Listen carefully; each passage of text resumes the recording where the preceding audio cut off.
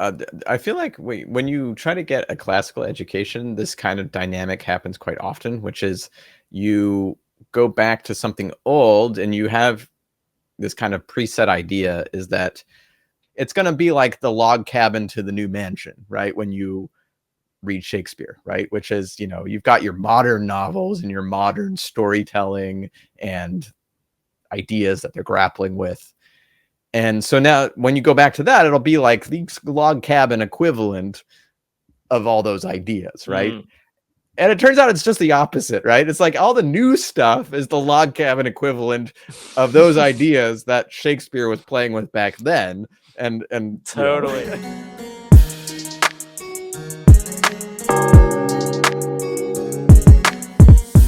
Welcome back to the Cirque Dwellers podcast, a production of the Protestant Monastic Order of Life Mission Fellowship. This is a show about living out the gospel in an intentional Christian community. My name is Matt Krell. I'm back here with Timothy Krell. And today, I basically gave myself the opportunity to rant for quite some time about something that I'm very passionate about because we mentioned it a couple episodes ago. And that would be Shakespeare. Shakespeare, yes. Why? What's so great about Shakespeare, Matt? Why do we have you, break down this extremely flowery language on Sundays and talk about plays on in the Sunday service, no less? Yes. Why do we do that? Which is very strange. Why him? Why aren't we talking about I don't know, Jane Austen or something? Well, actually, we do talk about Jane Austen. We do talk about Jane Austen, Gilbert and Sullivan or something. Gilbert and Sullivan. Yes. Why are we talking about Gilbert and Sullivan? All right, well, the answer to the Gilbert and Sullivan thing is that I have not seen a Gilbert and Sullivan play. The farthest extent I've gotten is Lyle the Kindly Viking from VeggieTales. So, although that's not true, there was a really interesting movie made about Gilbert and Sullivan the other day that I saw bits of. I don't remember what it was called though. I know it was really interesting. It's about that famous play that everybody parodies.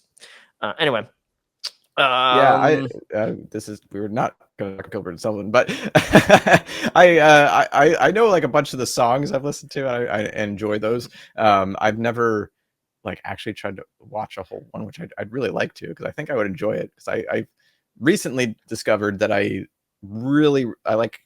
haven't watched a musical I don't like, so I really enjoy musicals apparently. So I probably would like Gilbert and Sullivan. I think that's been true with me as well. I mean, I haven't watched. I don't think I've ever seen one I didn't like either. Huh. Yeah, I mean, it's not like I've like had a broad exposure, but generally, like run the gamut of musicals that I generally enjoy them. Yeah. Huh. Well, anyway, definitely this one with Shakespeare takes a bit more stamina to get into, I'll say, because he can be pretty dense sometimes. But anyway, the reason I wanted to talk about this, though, is that there is a lot you can get out of him because Shakespeare is very Christian in the way he writes stories. So if you're just interested in good storytelling, it's fantastic for that. But it's also good for like your moral education, your moral imagination, because as stories are super duper important, and the stories that Shakespeare wrote are some of the most foundational ideas of the Western canon. So there's so much you can glean about politics, about religion, about racism, even if you go through Othello, that's a deeply fascinating play. About relationships with people. There's just so much to mine besides just being extremely entertaining as a guy. But yeah, so he's kind of the playwright you've had to read in high school, and most everybody hates it, and it's just awful, and I didn't get much out of it. So if that was the case for you, I'm sorry, because that means you didn't have a good teacher. If a really good teacher can make the play come alive. So yeah, I've often wondered about starting a separate YouTube channel where I just kind of rant about Shakespeare sometimes. But anyway, lots of good stuff on YouTube if you're gonna get into it. Anyway, But why should you really care about Shakespeare? And this is probably the quick lesson you never got. Well, Shakespeare is interesting for this reason. Timothy, did you know that during the War for Independence, one battalion of the Continental Congress staged a adaptation of Coriolanus as protest for the shenanigans that the Continental Congress was doing with their food rations? No, I did not know Yeah. that. Now, I might have that wrong, to be fair, because I did try researching it to find the source, but I heard a Shakespearean professor say this in one of his lectures. But that tells you something. A bunch of random American peasants were doing Shakespeare plays as political protest. Like, I cannot think of a possibly perfect way of summarizing why this guy is so important, because he's important to the founding of America. Like, almost every single founder knew his plays back to front, would quote some of the plays and some of the things they would write in their letters. It's part of his thinking about the Romans was influential in how they started government. It was a deeply important part of the American founding, if you look into this. Not only that, Shakespeare gets started as a playwright at the exact time that the Renaissance was happening. And he's super duper visionary because his plays almost exactly articulate modern thinking and anxieties. And the best example of this is Hamlet's soliloquy. To be or not to be, that is the question. What is Hamlet even like worrying about in that soliloquy? What he's worrying about, he's not sure which version of the afterlife to believe, whether it's the Protestant version or the Catholic version, right? That's a very deeply modern worry, because the ancient Romans, not worrying about the afterlife wasn't a thing. The moment things got bad, they would, commit suicide, honorable suicide. That was never a question to them. But because of the Protestant Reformation, that's actually a new anxiety we have about death and what happens after we die. And that's what Hamlet is talking about. It makes that, even though that play has often gotten criticized for being just a complete mess with plot and such, we like it because it exactly expresses the things that we think today. Yeah. I think I feel like when you try to get a classical education, this kind of dynamic happens quite often, which is you go back to something old and you have this kind of preset idea is that the old thing is going to be like, it's sort of like go around here in New Jersey, right? We have a lot of like colonial stuff. Like there's a area called Batstow nearby, which is an old colonial thing. And when you go to old stuff around here, it's like, oh, it's a log cabin, right? And then the new stuff is like, a mansion or something, right? And this big fancy building. So like I know, like intuitively in my mind, for some reason, I think, like going way back there, it's going to be like the log cabin to the new mansion, right? When you read Shakespeare, right? Which is, you've got your modern novels and your modern storytelling and ideas that they're grappling with. And so now when you go back to that, it'll be like the log cabin equivalent of all those ideas, right? And it turns out it's just the opposite, right? It's like all the new stuff is the log cabin equivalent of those ideas that Shakespeare was playing with back then. And Totally. And then there's a lot of things with art too, like you go back and you look at like modern advertising and everything. And then if you go back to like, looking at Art Nouveau and like the start of, like Alphonse Muha's work and stuff. And you're like, wow, there's all these ideas that he's playing with, in like advertising things, like is so avant-garde, and like, which of things they're doing today is almost just a mimicry of that, not like an innovation of that. and like it's so much more true even for these kind of things. That's absolutely right. I mean, I was talking with my aunt about this stuff once, and turns out I found out she's very interested in Shakespeare as well. She told me like, yeah, like, you know, Shakespeare gives you a way to like insult people. And they don't even know what you're talking about. Like he's just so witty sometimes. Yeah, that's just a simple way of what you're talking about. But yes, it's so true. When you start grasping it too, like it starts getting like you can sort of have this existential dread almost, or existential crisis rather of yeah, because you like when you start appreciating Shakespeare, you go through and you read and you're like, wow, that's brilliant. What he did there. One, like there's like this double entendre going on. And the way that he phrased that is so eloquent, and that idea coming out. And it's like, and so effortlessly, right? And then you think like, okay, who was watching these? Oh, it was kind of like the riffraff and the peasants. We're all enjoying this play. And I'm Mr. Modern guy, who think of myself better than peasants. Had to go look up No Fear Shakespeare and figure out what they were saying, and then think about it for a little while, and then kind of let it sink in and go, oh, like, wow, that's brilliant. And they were just like, they just got it. Yeah. Like, I guess, were they just talking like that all the time? I don't know, but it's like, it makes me feel a little insecure. Yeah, well, the thing is, their vocabulary was significantly larger than ours was today. In fact, like Shakespeare is thought to have invented at least 1,700 words. And that's a conservative estimate. Wow. Yeah. Now, admittedly, some of the words that often get attributed to Shakespeare, he did not invent. But there's a lot of them that he definitely did. Eyeball, I believe, is a Shakespeare word. It literally does not appear except in his plays.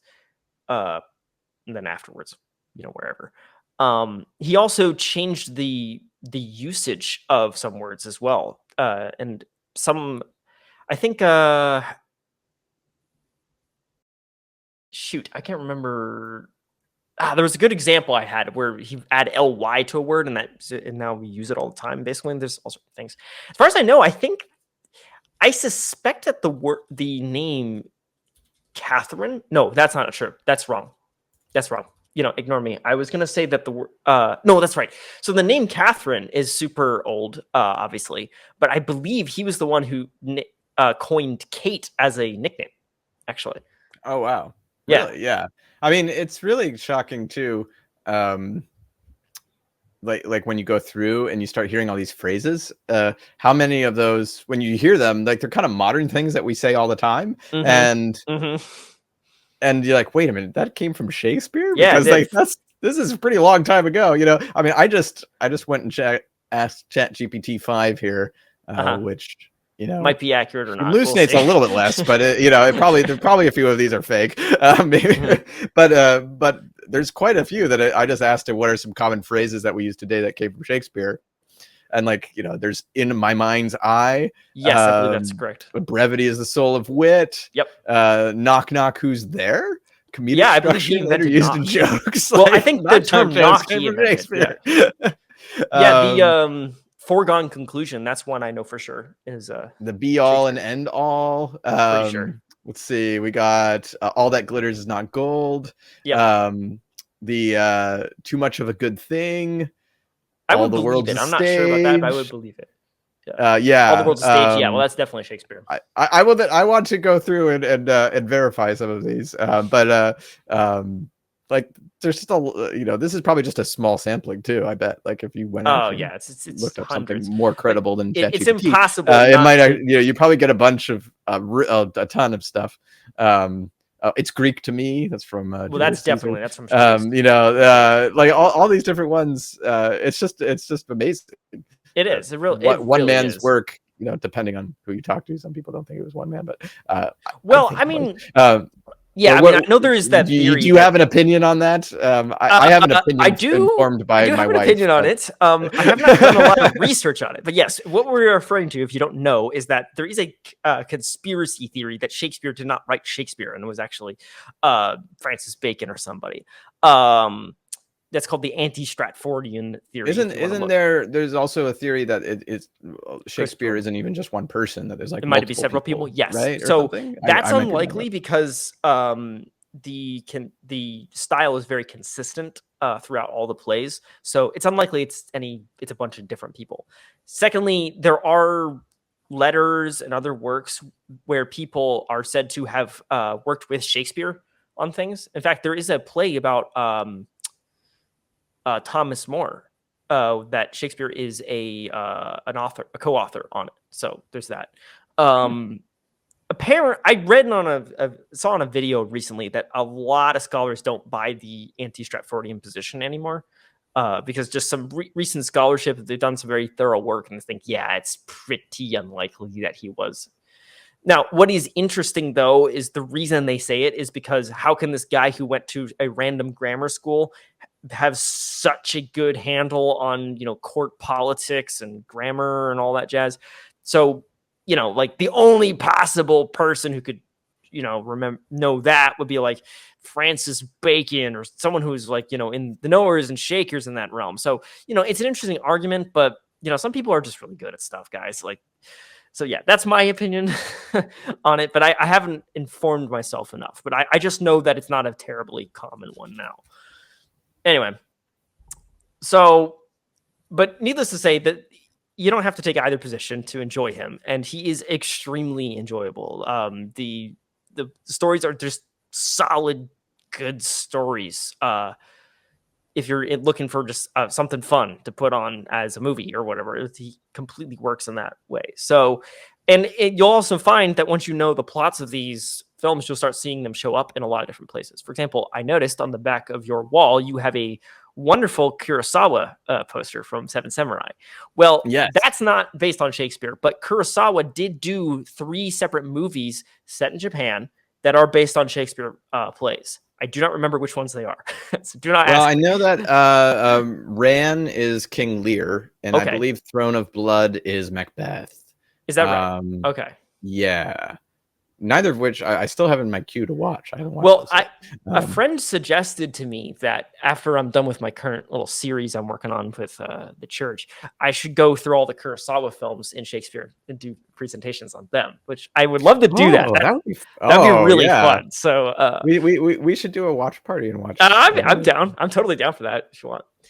Anyway, Yeah, I think I have. Next, I was thinking of watching Ran, because that's in color too, and that oh, is was. it? Okay. Yeah, I mean if you just see the stills from that and some of the shots, they're just incredibly beautiful. Kurosawa's amazing, honestly. Yeah. So the problem is we're gushing about just high culture and such and why Shakespeare's awesome, but admittedly he is just so difficult to get into. So I wanted to offer just a little advice for people if you want to get into this. My recommendation is you go watch a movie adaptation of Shakespeare with the subtitles turned on. The reason why is that reading the play it's nigh impossible. I might be able to get to it. I should give that a shot sometime, but it is just really hard. But having an actual actor gives you all of their, nonverbals, which helps greatly to figure out what on earth they're saying. And then, of course, having the subtitles on means that you can, process what they're saying more easily, especially because they're often doing this in English accents, and sometimes the pronunciation is a little tough, at least for my Yankee ears. The other tip is don't get hung up too much on a particular word. So if you zone out and you're not exactly sure what's going on, that's fine. Just keep watching because it will make itself clear as you go, especially with soliloquies that individual people do. Often Shakespeare tends to summarize what they're thinking at the end of what they're saying. So you just got to hold on a little bit and keep going, and it will start to make sense. Yeah, it kind of takes some practice, It does. but It like really you're does, though. saying, as you kind of let it wash over you and um, let it, you just kind of get used to watching it. Like you start picking it up surprisingly a lot better than you would imagine. Too, yeah. So, I also don't want to leave you just with saying, "Hey, go out there and watch Shakespeare." I want to give you a couple suggestions that would be useful. And I know that you've seen some of these, but I am almost positive that you have not seen some of these as well. So, this should be fun. Yes. All right, we'll see if I get my screen here. So, this is the one I totally recommend to everybody. Is Coriolanus? Yeah, I need Why to do I see this recommend one. it? Why do I recommend it? It's got Voldemort in it. So there's that. Ralph Fiennes. Yeah, but basically what this is, let me see if I can get the trailer playing without music here so we don't get any copyright bans. Oh But wait, he plays Voldemort. I didn't yeah, realize yeah, Ralph that. Fiennes is Voldemort. Oh, there we go. Anyways, is this the trailer? This is not the I don't understand. IMDb, you're just strange sometimes. Okay, whatever. Well, anyway, yeah, so basically, this is about a Roman general during the Republic who gets betrayed by the people and banished, and then he goes over to the other side. So, by itself, the play is extremely interesting. I mentioned this at the start. It's a very deeply political play with a bit of American history associated with it, too. So, it's a good one to start off with. But what makes this particular adaptation so cool is that it is basically set in modern America. So modern America is Rome, and the Volskis, the tribe that they're fighting, is basically Russia or some Eastern Europe. So it has, but it's all shot like a modern action film. Oh yeah, and Gerard Butler's in it too. So there's that. And it's got like action sequences, war scenes, and blowing explosions and blood and all that jazz. It's all the good stuff. With while also just being a stand-up Shakespeare play with the original language. And they also cut down the text of the plays significantly to make it work as a modern film. So you're not just getting inundated with all of this language either. It's actually shot like a modern film in the very tight, good camera angles that are helping communicate stuff. And they use the text of the play to carry everything else. And it's awesome. I really cannot overstate how much I love this film. It's just super duper fun. And not to mention, it's like Roman history too. So, I'm sure a lot of people will get into it for that reason. Anyway, good movie. It is R-rated, obviously, so make sure you put the kids to bed before you watch it. But it is just a great film. So anyway, that's my first recommendation. The second one is Henry V by Kenneth Branagh, which came out in, what was that, 1989. So it's a little bit older, but basically anything Kenneth Branagh does is fantastic. So, that's good reason to watch it. The reason I like this one is that it's a good modern production. You got Kenneth Branagh. You also got like a ton of great actors like Derek Jacobi and who's the lady? The lady who plays Lady Macbeth in that old version with Judi Dench. Judi Dench. Yeah, Judi Dench is in here. What's her name? Emma Watson's in it, of course. Is that right? I always get them. Emma Watson, the other Watson, figured that mixed up. But anyway, yeah. Anyway, it's just a fantastic play. What's cool about this one too is it's often considered one of the more definitive editions of it. The other one is the very old cineplay by Laurence Olivier. That's like this one and the Laurence Olivier one are considered the two best. So I recommend you pick the modern one. It's fantastic. Costuming, I have to say, is pretty good, not great. They commit the awful sin of studded leather in the Middle Ages, which is not a thing. Studded leather is not a thing, people. Anyway, I could go on a little rant about that. So I have issues with it, but nonetheless, it's fantastic. You got Derek Jacobi, and he's fantastic always. Anyway, it's just a really good adaptation. So yeah, and I'm almost certain you have not watched this one. No, I haven't. Yeah, I need to watch that. Well, we got to watch it. It's good. All right, and then finally, if you're looking, we did a history play, which is Coriolanus. We did or it's a tragedy. You could say, sorry, that was a tragedy. Coriolanus history, which is Henry V, and then there's one more, which is kind of like the typical, categorization of Shakespeare, which is a comedy, and this is Much Ado About Nothing, which I definitely know you've watched because I watched it with you. Yeah, that's a great one. Also, Kenneth Branagh. It has possibly one of the funniest sequences I have ever read in Shakespeare, which is Kenneth Branagh talking about how his buddy is becoming a lovebird, and he's ranting in the garden about that. It is just absolutely hilarious. Anyway, what's cool about this is that it's not set in the period. It's set in like 1800s, or no, it's a little bit earlier than that, I think. But it's set in Tuscany, Italy. So you just get to see the beautiful Tuscan landscape around it. It's just gorgeous on every single frame. And of course, the cast is absolutely stellar. You get Denzel Washington, Michael Keaton, Emma Thompson again. I was saying that's what I was thinking. Emma Thompson. I get her mixed up with the other lady. It's just fantastic. And as a bonus, you also get Keanu Reeves playing the bad guy in this. And why is that important? My dear friends, Keanu Reeves is not a Shakespearean actor, and he's actually kind of terrible at it. But ironically, it works. It's so weird. You have like complete amazing A-list actors and Keanu Reeves, who's a lot better acting as John Wick, playing the bad guy. And he is so completely awful and stiff. It flips back to being funny, which is probably what Kenneth Branagh was intending when he filmed this.